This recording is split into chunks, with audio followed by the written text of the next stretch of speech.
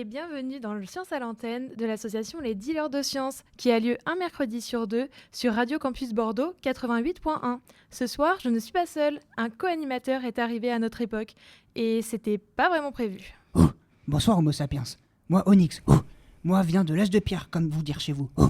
Voilà, il est arrivé sans prévenir suite probablement à un bug temporel. Moi pas trop comprendre, quoi moi faire ici. Oh. Mais si, voyons, j'ai passé la journée à t'expliquer que ce soir avait lieu une émission sur la minéralogie et la géologie. Minéral ou quoi? Bon, on va faire simple. Tu connais les cailloux? Oh oui, moi adore les cailloux. Moi faire feu avec cailloux. Cailloux. Oh, oh, oh, oh, oh, oh, oh, oh. Alors, oula, on va y aller doucement avec le feu. On va pas faire cramer le studio. Oh, moi savoir faire plein autre chose avec cailloux. Oh.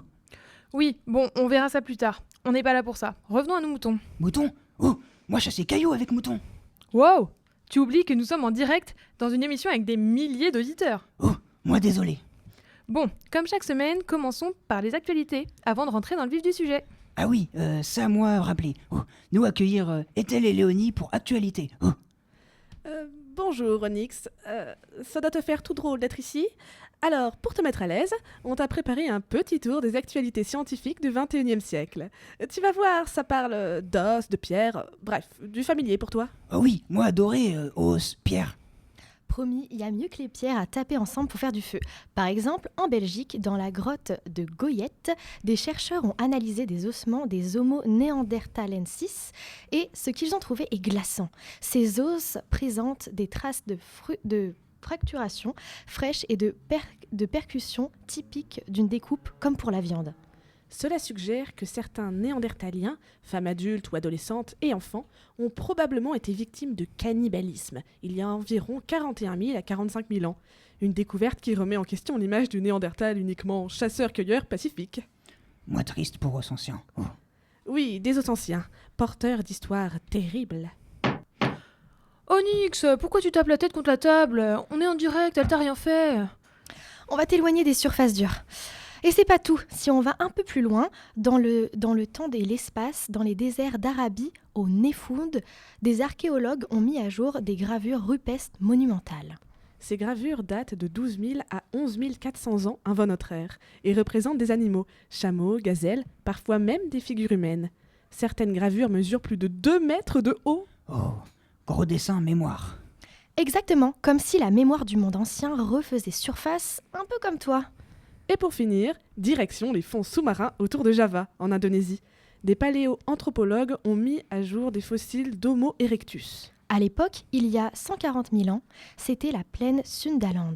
Ces fossiles, crânes fragmentés et ossements, montrent que l'Homo erectus ne vivait pas seulement sur l'île de Java, mais dans les plaines, proches de l'eau et des ressources marines. Il chassait, pêchait, adoptait son mode de vie au milieu environnant. Miam poisson, miam terre. Voilà, la terre change, les mers montent, mais l'histoire humaine reste gravée dans l'os, la pierre et dans l'écume. Bon, je pense qu'on va te laisser avec nos très chers collègues, Onyx.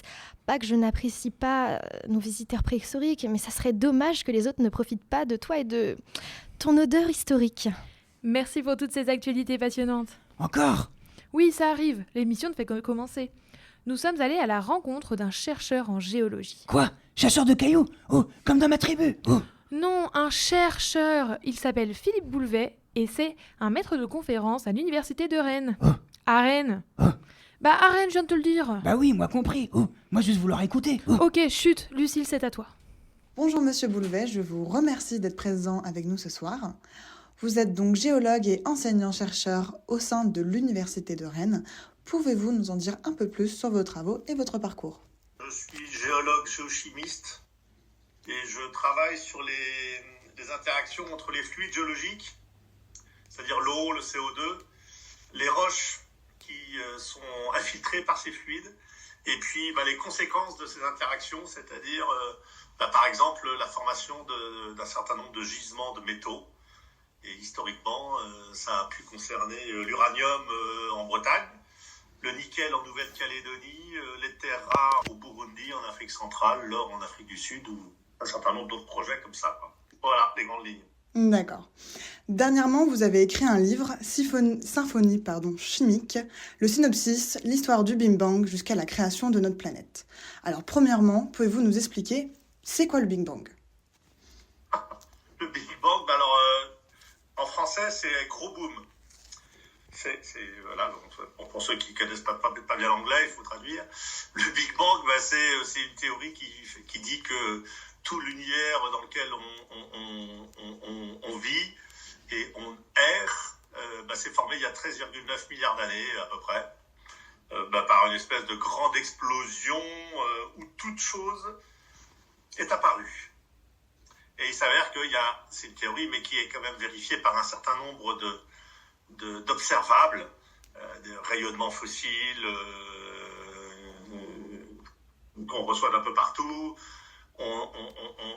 Puis un argument qui est assez fort, qui est que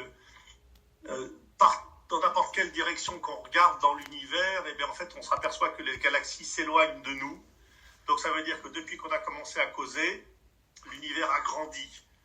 Donc au début où on causait, il était un peu plus petit, il y a 1 heure, il était un peu plus petit, il y a 1 an, etc. Donc en fait, quand on remonte le temps, tout l'univers qu'on voit était réuni en un seul point. Et en ce point, la naissance de l'univers est ce qu'on a appelé le Big Bang, parce qu'on suppute que ça a fait du bruit, un grand boom. Voilà. Et qu'est-ce qui s'est passé dans ce grand boom? Toute la matière s'est créée, c'est-à-dire qu'il y a une succession de particules qui se sont générées les unes les autres par des transmutations Alors c'est très compliqué, j'imagine, parce que là, pour le coup, je sors un peu de mon domaine de compétences.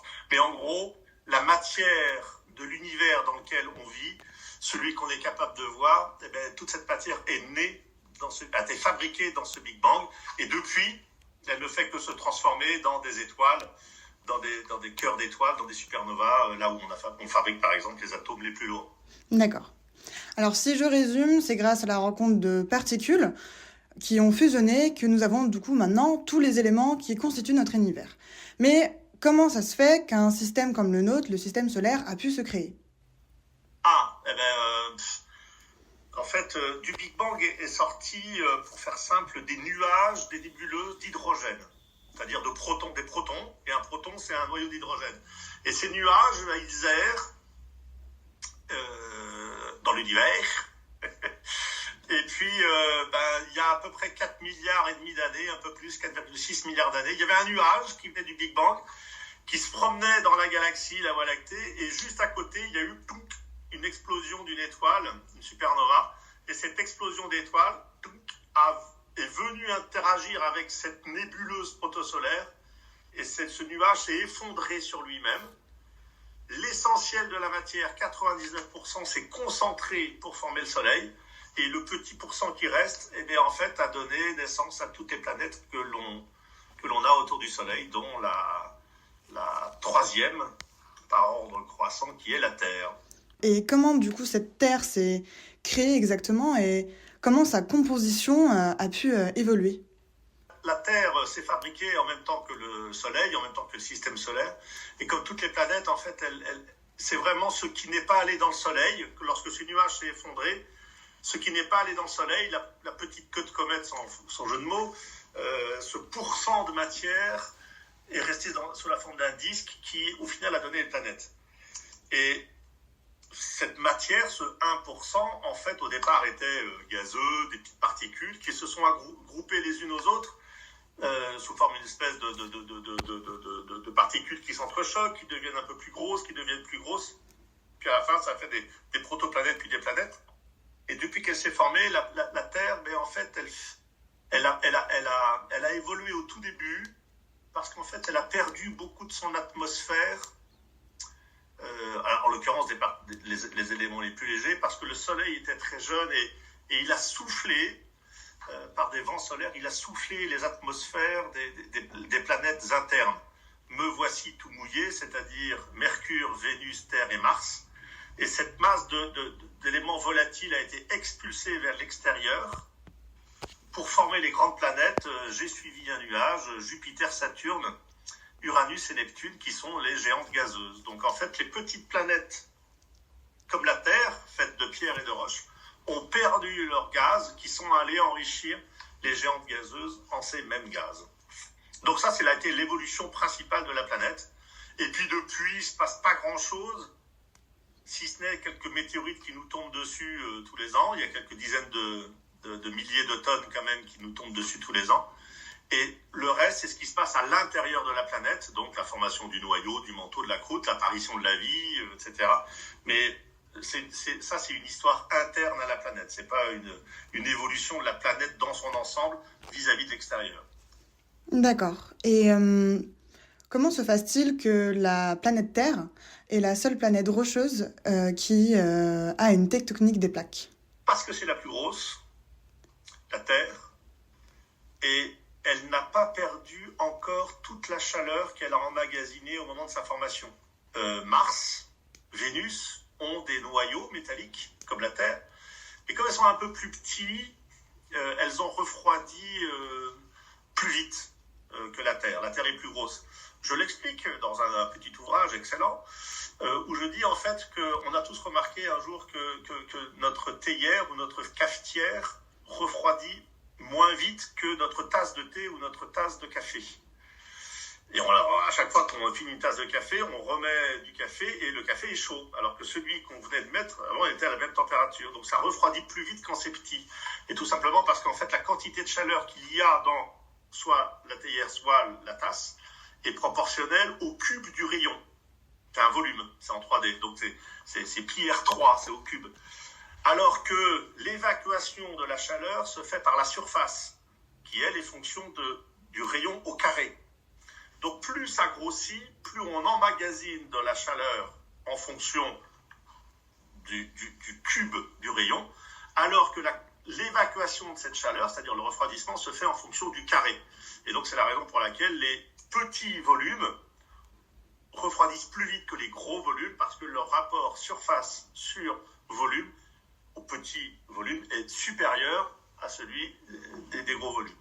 Donc la Terre, qui est plus grosse que Mars, s'est refroidie beaucoup plus lentement que Mars. Et donc elle a encore de la chaleur aujourd'hui à évacuer. Et c'est cette évacuation de chaleur actuelle qui est à l'origine des mouvements dans le manteau terrestre, dont la manifestation en surface est le fait que les plaques lithosphériques bougent les unes par rapport aux autres, ce qu'on appelle la tectonique des plaques. Est-ce que nous avons des estimations de quand la Terre aura fini de se refroidir? On disparaîtra avant qu'elle soit complètement refroidie. Et on disparaîtra lorsque le Soleil lui-même va disparaître. C'est-à-dire que dans à peu près 4,5 milliards d'années, le Soleil va s'effondrer. Ça fera un petit boom, non pas un gros boom. Ça fera un petit boom ou un petit crunch. Et en fait, quand il va s'effondrer, le cœur du Soleil va s'effondrer sur lui-même. Et du coup, ça va faire une implosion. Mais une implosion, ça libère des ondes qui vont faire que les parties extérieures du Soleil vont être expulsées. Et donc, les parties extérieures du Soleil vont grossir jusqu'à atteindre une taille qui est supérieure à la taille de l'orbite de Mars. Or, la Terre est entre le Soleil et Mars. Et donc, la Terre, dans 4,5 milliards d'années, va être balayée par un vent d'hydrogène en fusion à 3 ou 5 000 degrés. Et donc, tout ce qui sera à la surface de la Terre sera immédiatement volatilisé, toi comme moi, ou nos descendants. Dans 4,5 milliards d'années, ils auront peut-être une sale tête, d'ailleurs. Et donc, à ce moment-là, ce sera la fin de tout sur la Terre. Elle sera incorporée au Soleil. Et donc là, elle sera pas morte, la Terre, mais le système solaire lui-même sera mort. Quoi. Voilà. D'accord. Non, arrache pas les câbles, tout va s'éteindre. Attends, chut, faut que je trouve une solution. Pardon, moi pas avoir fait exprès. Oh.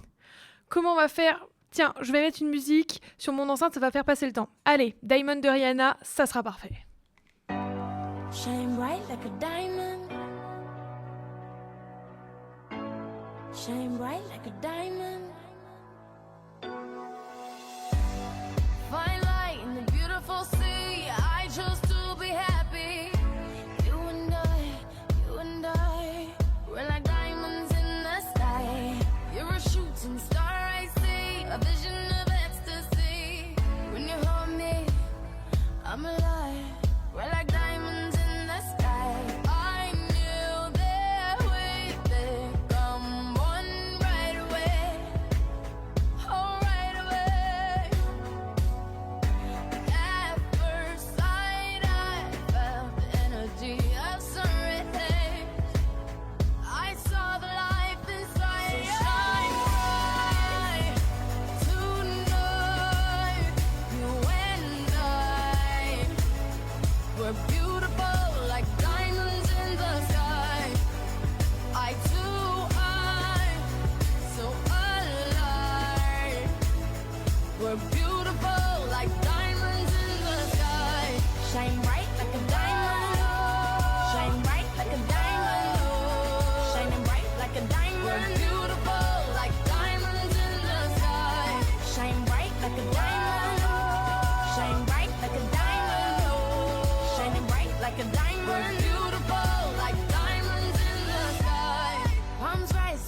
universe as we moonshine and Malay.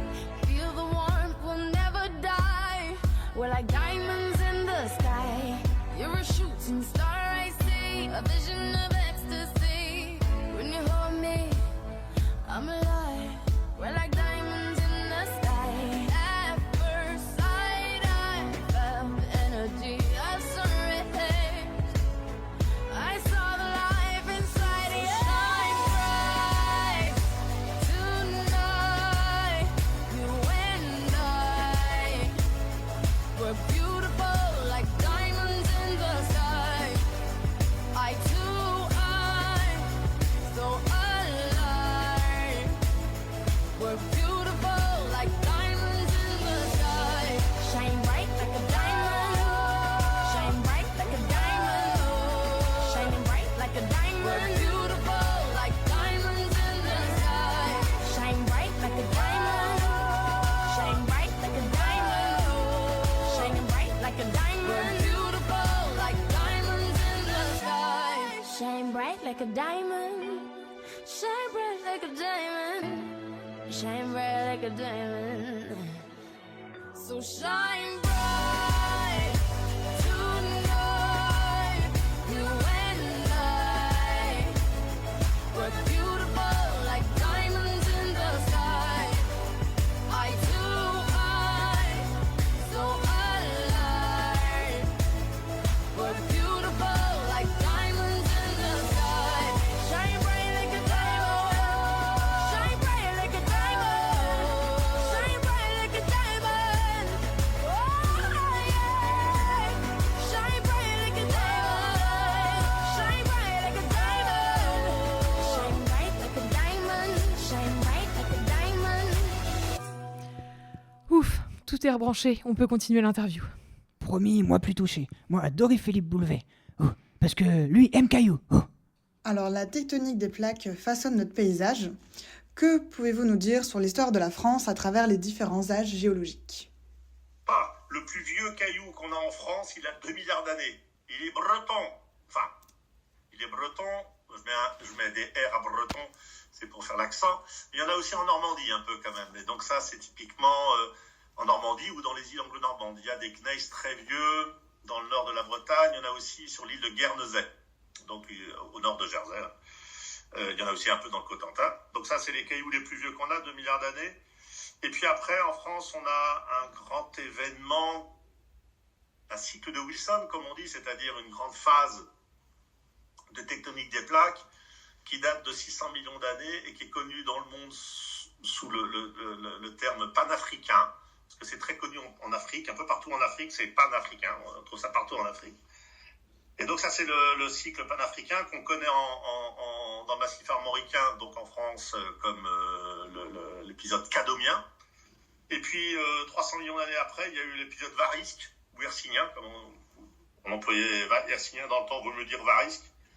Et ça, là, on en a des traces dans le massif armoricain, mais beaucoup dans le massif central, un peu dans les Vosges, un peu dans les Alpes, un peu dans les Pyrénées. Et puis lorsque cette chaîne de montagnes et cet orogène a décliné et a disparu, à la fois pour des raisons tectoniques, avec une rééquilibration de la croûte et de la lithosphère et de la croûte, puis une érosion, mais à partir du Trias, c'est-à-dire à partir de 250 millions d'années, là on est entré dans un nouveau cycle qu'on appelle le cycle alpin et qui commence au Trias par de la sédimentation au Jurassique. Il paraît qu'il y avait 2-3 dinosaures qu'on a mis dans un parc, Jurassic Park. Et donc ça, ce sont tous les sédiments du bassin de Paris, Trias, Jurassique, Crétacé.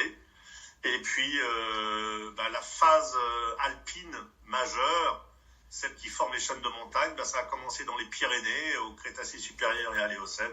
Et puis ça s'est poursuivi Éocène, Miocène pour former les Alpes. Et là, aujourd'hui, on est en plein dans une phase alpine, comme on dit, où les Alpes sont encore tectoniquement actifs, les Pyrénées un peu moins, mais il y a encore des séismes dans les Pyrénées. Et on est en pleine phase alpine, voilà, des grands cycles. Alors, si je résume, sur le domaine français, on va donc avoir des roches qui témoignent de chaînes de montagnes et des roches sédimentaires comme le grand bassin d'Aquitaine et le bassin de Paris.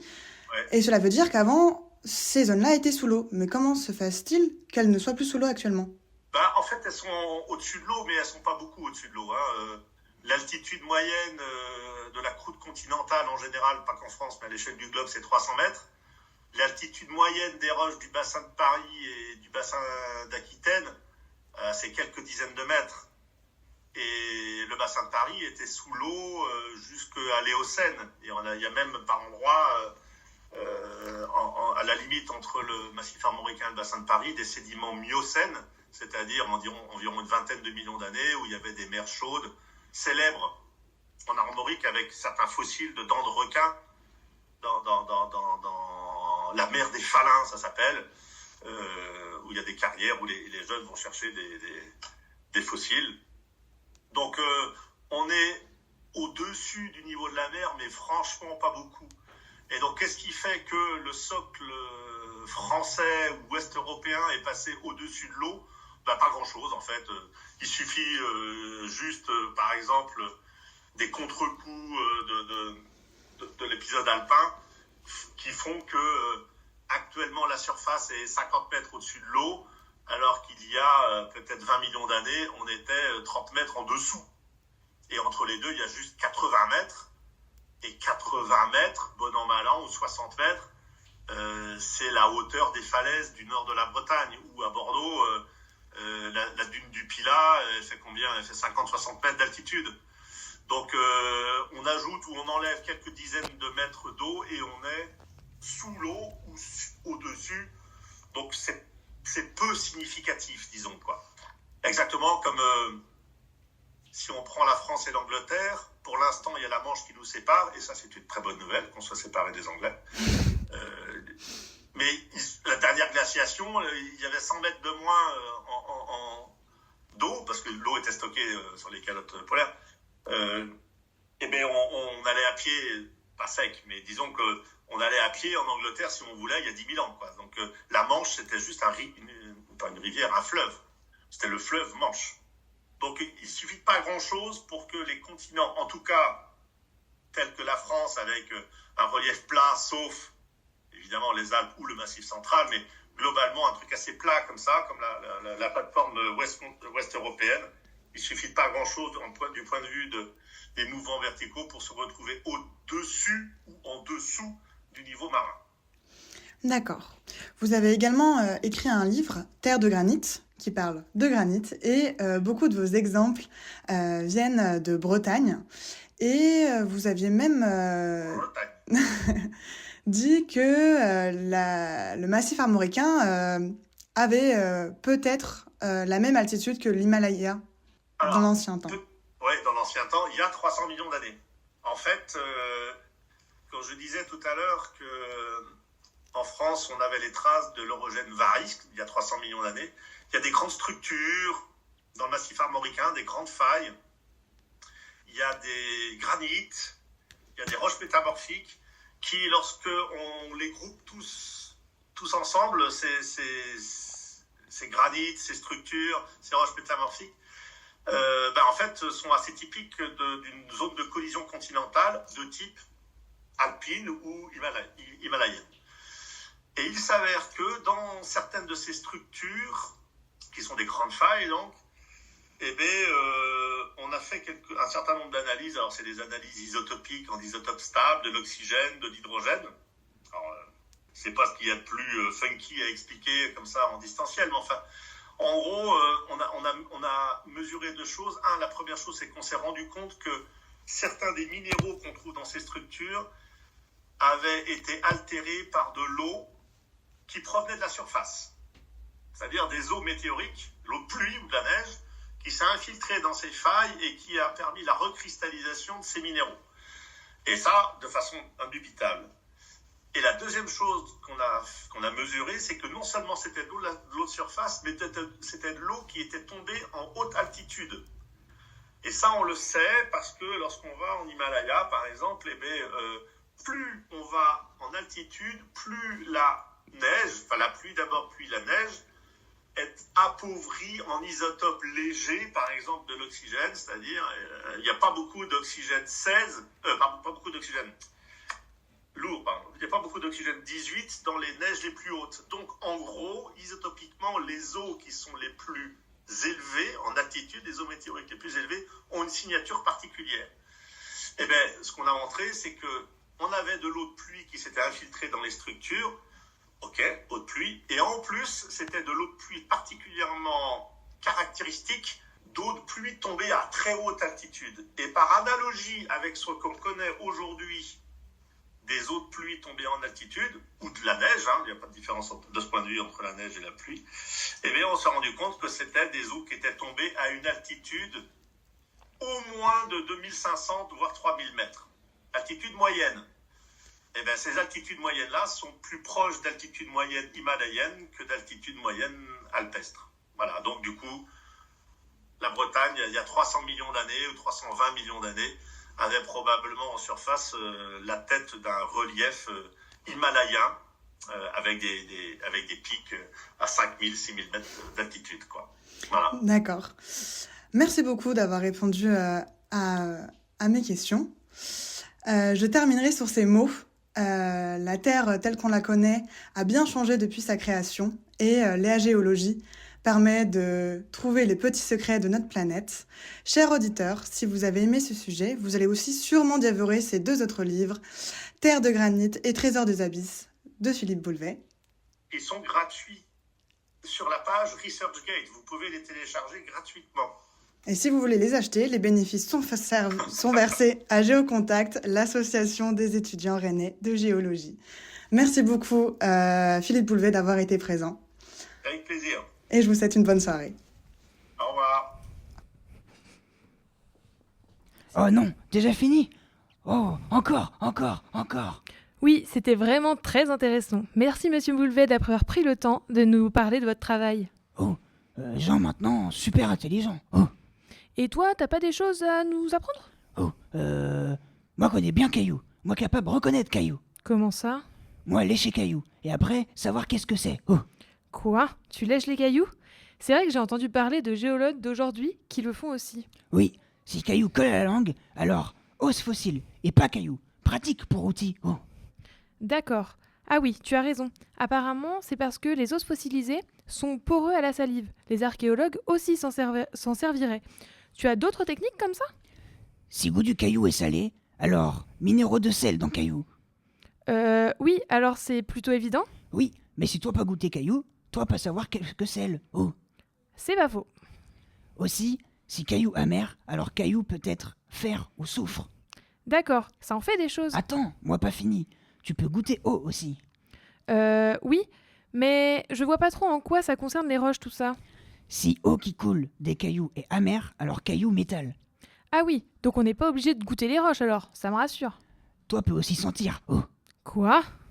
Si Caillou chaud sans soufre, alors pyrite ou marcassite dans Caillou.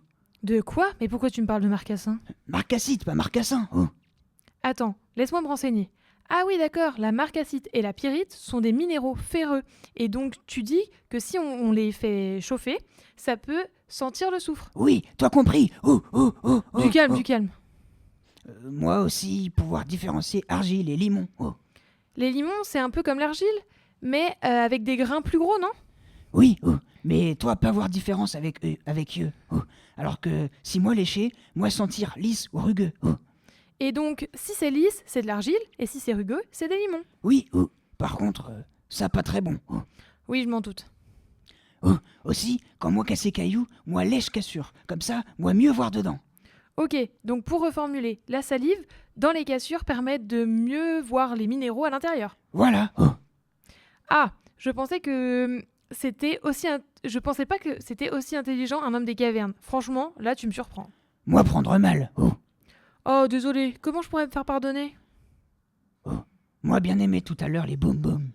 Ah, tu veux dire la musique? Allez, on en relance une.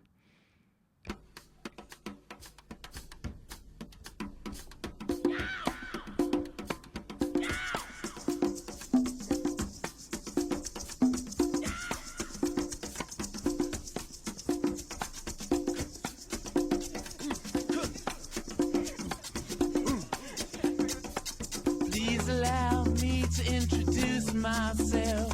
I'm a man of wealth and taste. I've been around for a long, long year. Stole many a man's soul of faith. I was around when Jesus Christ had his moment of doubt and pain. Made damn sure the pilot washed his hands and sealed his face. Pleased to meet you, hope you guessed my name. But what's puzzling you is the nature of my game. Stuck around St. Petersburg when I saw it was a time for a change. Killed the Tsar and his ministers. Anastasia screamed in vain. I rode a tank, held a generous rank when the blitzkrieg raged and the finest stank. Pleased to meet you, hope you guess my name. Oh yeah, I was puzzling you with the nature of my game. Oh yeah, I watched with glee while your kings and queens fought for 10 decades for the gods they made. I shouted out, who killed the Kennedys? When after all, it was you and me. Let me please introduce myself. I'm a man of wealth and taste. I lay traps for troubadours who get killed before they reach Bombay. Pleased to meet you, hope you get my name. Oh yeah, but what's puzzling you is the nature of my game. Oh yeah, get down in it.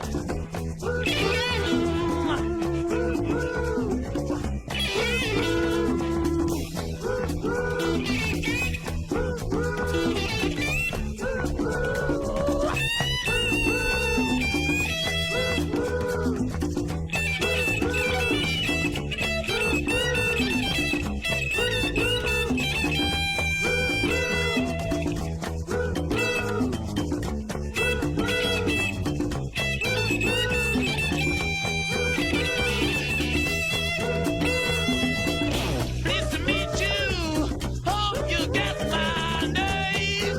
Oh yeah, but what's confusing you is just the nature of my game. Yeah. Just as every cop is a criminal and all the sinners saints. As heads is tails, just call me Lucifer, 'cause I'm in need of some restraint. So if you meet me, have some courtesy, have some sympathy, and some taste. Use all your well-learned politics, or I'll lay your soul to waste. Yeah. Pleased to meet you, hope you get my name. Yeah. But what's puzzling you is the nature of my game. Mean it. Get down.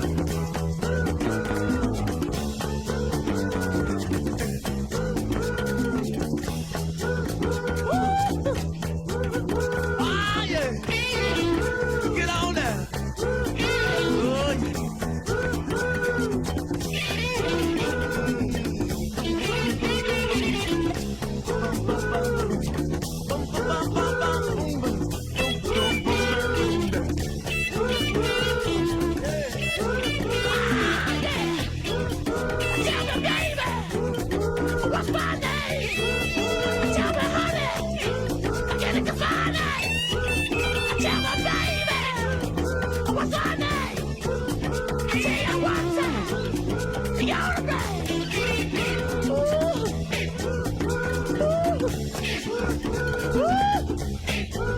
All right.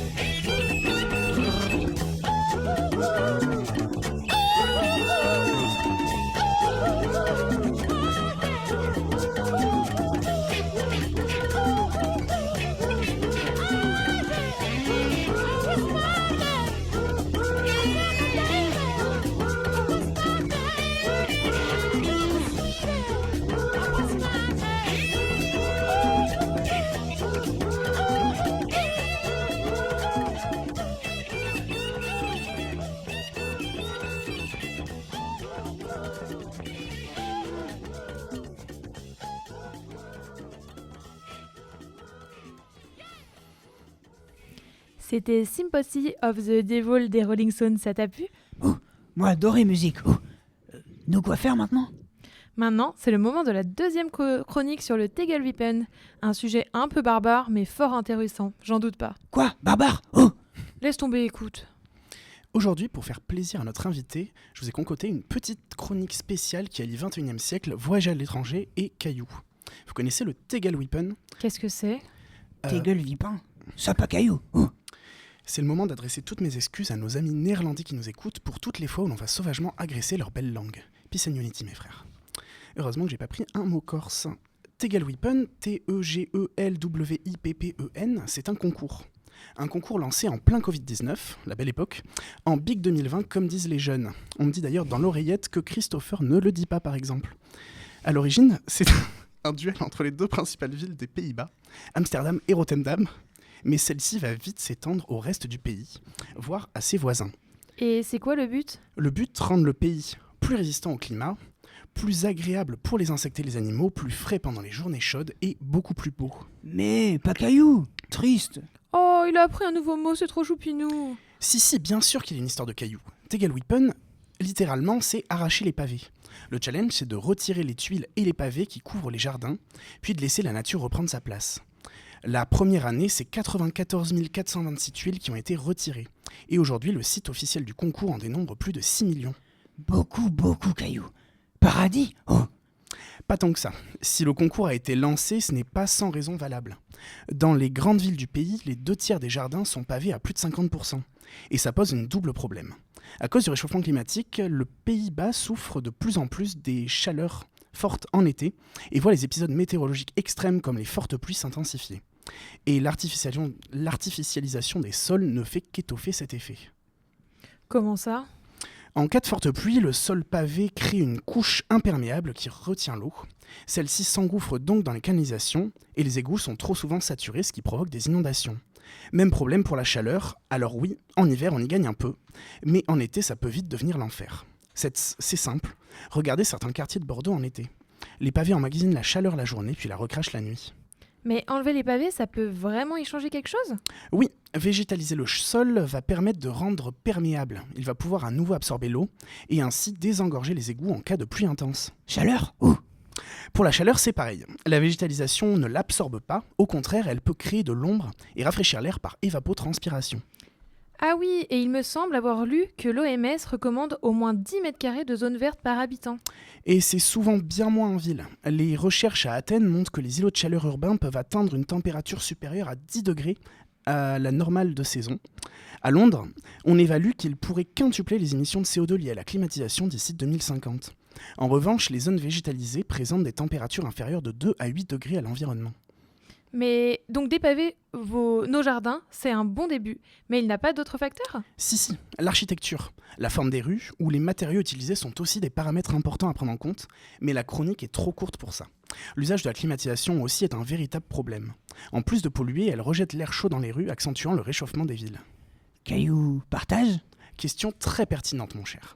Bien sûr, d'autres pays ont rejoint le mouvement. En 2023, ce sont les Belges flamands qui ont rejoint la fête, notamment les villes de Bruges, Anvers, Gand ou Louvain. Ils élisent même le briseur de pavés du mois. Sous les pavés la plage, comme on dit. Je ne vous savais pas révolutionnaire, ma chère. C'est RRS égale SS.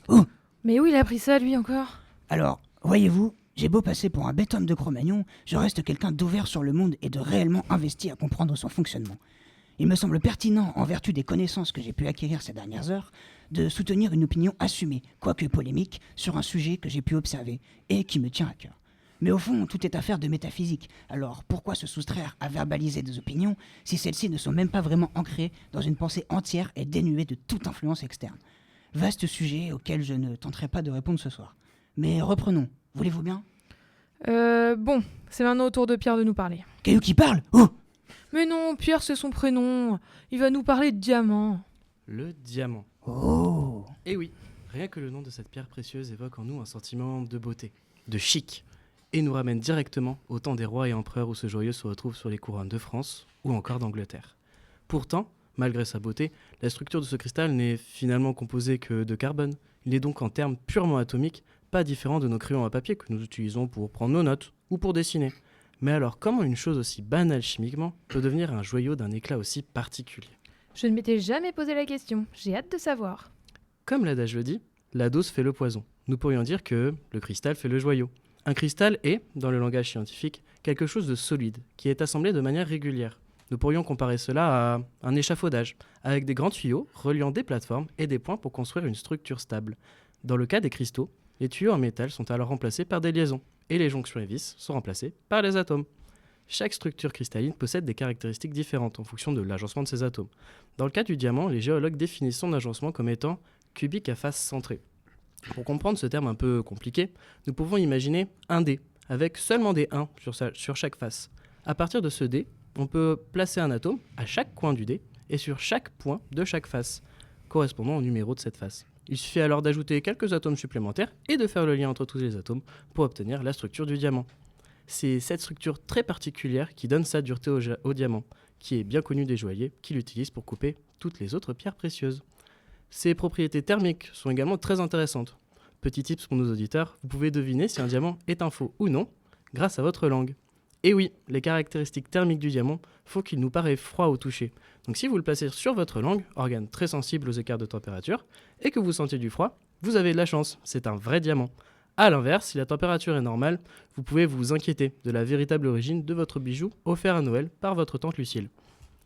Sa structure lui donne également ses capacités optiques recherchées par les joailliers. Cette maille donne au diamant la capacité de réfracter la lumière, lui donnant un éclat bien connu du grand public. C'est cet éclat qui était recherché de la part de la royauté pour mettre en avant leurs particularités. Malgré cette perfection perceptible, le diamant peut être plein de petits défauts, notamment par la présence d'autres atomes comme du fer ou du zinc, lui donnant ainsi des couleurs très différentes, du bleu, du vert ou encore du rose. C'est grâce à ces défauts apparents que nous pouvons obtenir de magnifiques diamants, comme le diamant Hope, la figure de proue de la couronne d'Angleterre qui porterait malheur à toute personne n'appartenant pas à la famille royale qui le porterait. Et voici la fin de cette petite présentation de notre cher Pierre le Diamant. J'espère que vous verrez maintenant le diamant sous un autre angle et que vous ne serez pas maudit par l'un des congénères du diamant Hope. Moi, en tout cas, j'en ai appris des choses. Moi, pas tout compris, mais diamant, joli. Oh.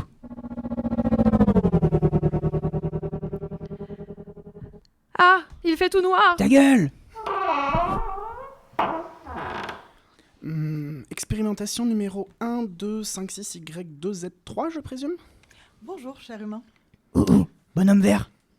Ou à toi aussi. Était-ce une formule de politesse? Bon, alors soyons efficaces. Avec le manque de budget alloué au service public intergalactique, il nous reste 38 expérimentations à visiter aujourd'hui, puisque ZTX3 n'a pas pu être remplacé après son départ à la retraite. Bref, nous sommes DT32 et R2D2, agents de maintenance de l'Empire intergalactique sous les ordres directs de Lord Palpatine. On a eu un problème. Suite à une erreur de logiciel, votre planète n'a pas été inspectée depuis des millions d'années. Et à vous voir, je crois qu'on aurait mieux fait d'oublier. Je dois dire que les poissons du Cambrien étaient bien plus attrayants que vous. Visuellement parlant, je veux dire. Vous êtes atrocement fade, de face comme de profil. Bon, dossier 1, 2, 5, 6, Y, 2, Z3, on a dit. Procédure d'analyse directe des capacités opérationnelles, fermeture possible du programme de recherche et éradication si échec, Pour faire simple, vous avez accompli quoi depuis la dernière fois? Soyez rapide, on n'a pas votre temps. Sans progrès concret, nous serons obligés de mettre fin à l'expérimentation. Et accessoirement à votre existence futile. Plus caillou? Boum, caillou! Oh. Alors, stop déjà. Ce n'est pas drôle. It's a prank. Où est la caméra? Je note, procédure de suspension à 19h43. Restez calme, terrienne, ce vaisseau va vous paralyser quelques minutes, le temps de vous expliquer la situation. On va faire bref. On est déjà à la bourre. Premièrement, vous êtes issu d'une météorite. Deuxièmement, c'est nous qui l'avons envoyé. Conclusion, vous êtes nos sujets de labo. Un peu comme les trucs blancs qui courent et que vous tuez à tout bout de champ pour faire des shampoings pour vos bébés. Souris, c'est ça? Pas compris, moi. Oh, bébé caillou? Comme d'habitude, je vais devoir encore tout expliquer. Alors ça me lève de moineau à cela. À l'époque où la vie est apparue sur Terre, il y a environ 4 milliards d'années, votre planète n'y était pas du tout favorable. Si ce n'était pas une éruption volcanique qui vous tuait, c'était sûrement une météorite. Mais bon, vous aviez un grand océan, donc on a décidé de vous garder pour l'expérimentation. Comment on a procédé? Tout d'abord, on a rajouté des acides aminés sur des météorites et ensuite, on a bombardé votre planète avec celle-ci. Ces météorites ont apporté les molécules de base à l'origine de la vie. Elles se sont mélangées ont réagi ensemble et ont créé l'ADN et les protéines. Vous savez ce que c'est, j'espère. Je suis pas inculte quand même. L'ADN, c'est... L'ADN, la molécule du support de l'information génétique nécessaire à toute vie, voyons. Mais n'importe quoi, vous avez cru que vous alliez réussir à me faire avaler ces âneries? On sait très bien que la vie s'est créée dans la soucoupe primitive. T'as vraiment goubé cette théorie plus que bancale? Non mais vraiment, vous êtes inrattrapable.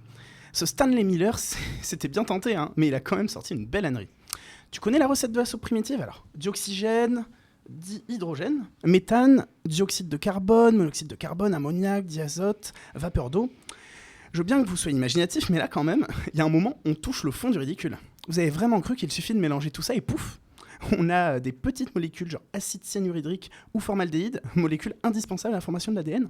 Rien que ça. Donc, si je vous suis là, la suite c'est, on préchauffe les volcans quelques minutes, puis on enfourne genre thermostat 180 pendant 2-3 heures. Ding! L'océan est à la bonne température, il manque juste un peu d'énergie pour lier tout ça. Alors oui monsieur, on n'a plus de blanc d'œuf, donc on a pris des éclairs pour lier la pâte. Et là, jackpot. L'ADN et les protéines se mêlent sensuellement, leur corps encore bouillant de désir et se mue en cellules. Ah, vous y avez vraiment cru à cette recette de grand-mère? Et puis, bonjour le niveau d'information. Vous ont vraiment bousillé le crâne ou quoi? En 3 secondes sur votre internet, vraiment archaïque au passage, j'ai vu que cette théorie était réfutée depuis plus de 10 ans. Il s'était trompé dans la composition de l'atmosphère, ce con. Et si vous ne croyez toujours pas, allez voir la météorite de Murchison qui a été découverte en 1960. Elle renferme 70 acides aminés, dont ceux qui sont à l'origine des protéines terrestres et de l'ADN. Si ça ne vous suffit pas, regardez dans le ciel au niveau de la queue des comètes. On y est capable d'identifier 60 molécules organiques différentes qui sont dans l'espace. Et je ne vous parle même pas des collectes de micrométéorites réalisées dans les glaces de l'Antarctique qui permettent d'affirmer que d'énormes quantités de matière organique complexe furent livrées à la jeune Terre il y a un peu plus de 4 milliards d'années. Pile à l'époque où la vie s'est créée sur Terre. Quelle coïncidence! C'est bon, vous nous remerciez? C'est grâce à nous que vous êtes en vie. Papa? Maman? Papa et maman? Oh! Oh, Berg, cette humain voulait me faire un câlin maintenant. Bon, d'accord, je veux bien vous croire, mais seulement si j'ai une preuve. Quel est mon plus grand secret? Tu n'es pas un caillou. Ok, laissez-moi reprendre mes esprits. Je vous crois. Comment peut-on faire pour garantir notre survie? Il faut nous prouver que vous êtes une forme de vie avancée intellectuellement. Mais je n'y crois pas trop. Je vous propose d'écouter l'agenda. Cela vous permettra d'avoir une vision de notre monde qui est très avancée sur notre temps. Bonne chance! Ah, vous revoilà, très cher Onyx. Vous et votre parfum très authentique. Moi, j'adore. Ça me rappelle mon enfance. Drôle d'enfance quand même. Bon, passons. On t'a préparé quelques événements pour remplir ton agenda des prochaines semaines, histoire de découvrir Bordeaux sans taper sur les gens avec des cailloux. Moi et mes cailloux. J'aime mieux que les pierres, mon cher Onyx. En ces temps de fête, si vous voulez vous échapper de la foule de quinconces, j'ai une alternative. Le 5, 7, 12 et 14 décembre, on a le marché de Noël alternatif, créatif et artisanal à Darwin. Ambiance conviviale, objets faits main, un bon compromis entre anciens et contemporains. Et après ça, si vous avez envie de stimuler vos sens autrement, il y a Artwife Bordeaux. C'est un salon d'art contemporain et de design. Formes, couleurs, matières, on se retrouve face à des créations audacieuses. Oui, c'est fascinant de voir comment l'homme joue avec la matière aujourd'hui. Et si l'on veut un peu de mouvement et d'émotion, tout en contemplant un classique... Ah oui, c'est le spectacle Roméo et Juliette du 5 au 31 décembre 2025 au Grand Théâtre de Bordeaux. Danse, théâtre, émotion... Parfait pour sentir le corps et les sentiments humains, un peu comme dans votre monde de chasse et de survie, mais version moderne. Et si vous aimez le cinéma d'animation, ne manquez pas Les Nuits Magiques, 34e édition du Festival international du court-métrage d'animation du 10 au 16 décembre. Oh oui, c'est fascinant de voir comment l'homme joue avec l'image aujourd'hui. Et pour finir, si l'on veut un peu de magie hivernale, il y a l'Odyssée lumineuse du 12 décembre au 11 janvier au Parc Bordelais. Lanterne monumentale, univers féerique, aurore boréale artificielle, parfait pour se laisser merveiller dans la nuit. Ah, et j'oubliais, pour les fans de voyage dans le temps comme Onyx, il y a le monde des dinosaures, la plus grande exposition de dinosaures animatroniques d'Europe à l'hippodrome du Bouscat. Avec plus de 40 dinosaures taille réelle, c'est une immersion préhistorique comme on n'en fait plus. Et ça sera le 3, 6 et 7 décembre 2025. Alors, que dites-vous du programme de ces prochains jours? Moi vouloir tout faire. Oh. Oui, moi aussi, ça donne envie de tout faire. Nous quoi faire maintenant? Oh. Bah ça y est, l'émission est presque terminée. Ça fait déjà presque 1 heure que nous sommes là. Famille, manquez-moi. Bon, maintenant la question que je me pose, c'est qu'est-ce que je vais faire de toi? Moi, pas savoir. Moi, être bien là. Et si tu partais chez les petits bonhommes verts? Je suis sûre que tu te sentirais à ta place. Oui, gentil. Papa et maman. Dépêche-toi, Lucille et Ulysse t'attendent, la soucoupe volante va décoller. Au revoir, Célia. Attendez-moi. Ouf, c'est bon, il est parti. Nous, on se retrouve dans 15 jours pour la dernière émission de l'année 2025. Au même endroit et à la même heure, nous aborderons le sujet des 5 sens. Bonne soirée!